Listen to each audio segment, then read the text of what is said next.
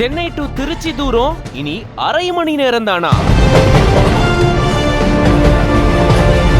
Mass காட்டிய Chennai IIT மாணவர்கள். ஒரே ஒரு டியூப் தான் இது இந்தியாவுடைய டிரான்ஸ்போர்ட் சிஸ்டத்தையே மாத்த போகுது.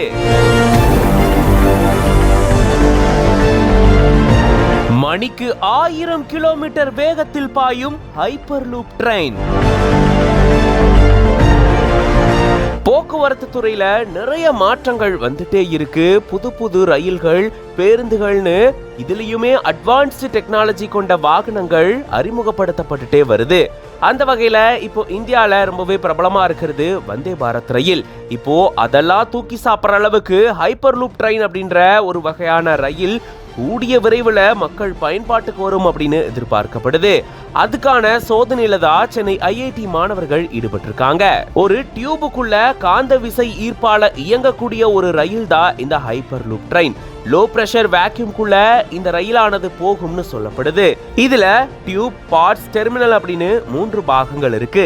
இந்த டியூப்குள்ள பார்ட்ஸ்னு சொல்லப்படக்கூடிய இந்த ரயில் பெட்டி காந்த விசை ஈர்ப்பால சீறி பாயும்னு சொல்லப்படுது.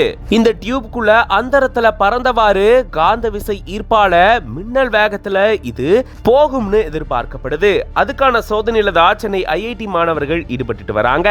சென்னை தையூர் பகுதியில் இருக்கக்கூடிய ஐஐடி வளாகத்துல 422 மீட்டர் நீளத்துக்கு ஹைப்பர் லூப்புக்கான சோதனை தடத்தை உருவாக்கி அதுல சோதனையில ஈடுபட இருக்காங்க. இதுக்கான தடமானது அமைக்கப்பட்டிருக்கு. கூடிய விரைவில் இதுல சோதனை நடைபெறும் அப்படின்னு சொல்லப்படுது. அதே போல மத்திய அமைச்சர் அஸ்வினி வைஷ்ணவர் அவர்களும் பாத்தீங்கன்னா இது தொடர்பான விளக்கத்தை சொல்லியிருக்காரு. இந்த மாதிரியான ஹைப்பர் லூப் ரயில்கள் அரை மணி நேரத்துல 350 கிலோமீட்டரை கடக்குமாம். கண்டிப்பா இது பயன்பாட்டுக்கு வந்துட்டா மக்களுக்கு ரொம்பவே பயனுள்ளதா இருக்கும். இது பத்தின உங்களோட கருத்துக்களை கமெண்ட்ஸ்ல சொல்லுங்க. மேலும் பல செய்திகளுக்கு பிஹைண்ட் நோட்ஸ் பேஜை ஃபாலோ பண்ணிக்கோங்க.